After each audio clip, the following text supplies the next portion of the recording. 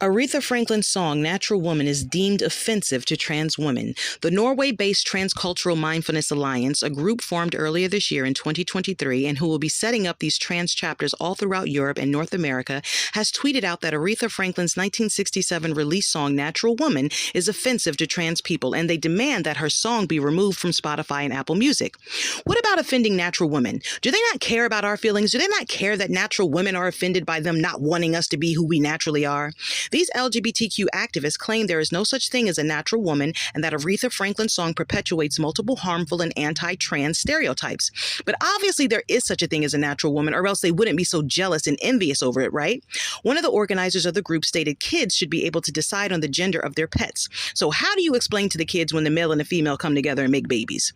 Another organizer stated, you do not have to bleed to have a period. You do not need to ovulate to have a period. A period is a state of mind rather than an actual state of being. Okay, so I call bullshit on that because I never think about my period. Most women probably don't until it comes around or until we're preparing to get pregnant.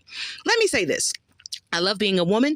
I love my boobs. I love my curves. I love my feminine feet and hands. And I love the velvety softness of my entire body. But you know what else I love? I love how I can unapologetically be in my masculine energy when I choose to, meaning I can get aggressive, dominant even. Sometimes my voice can get low, and at times I dress like a tomboy.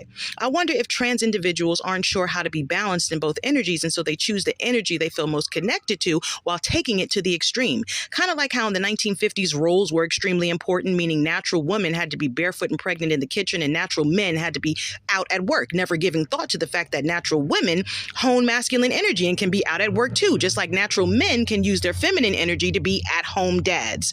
Many people felt this Norwegian trans group was false, a parody, because who comes for Aretha Franklin? But after an article posted on Daily Mail, it turns out the group is real and wishes to make culture more fair for trans individuals. Look, y'all, I ain't gonna lie, I got heated when I heard about this, but I also recognize there are agendas being put in place to harm natural women. Men not only want to control our body parts and how they operate, they now want to disregard our body parts altogether. However, we are entitled to our opinions, and if you have one about this specific topic, go on ahead and voice it, but please don't let it ruin your day, y'all. Natural women, we know who we are. We know what we bring. We know we're the originals, and that naturally draws jealousy, envy, hate from those who wish to be like us.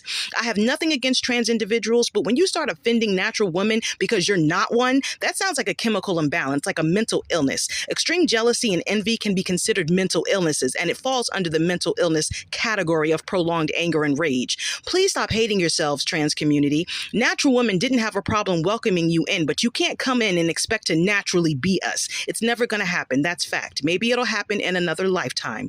Pray on it. Comments, y'all?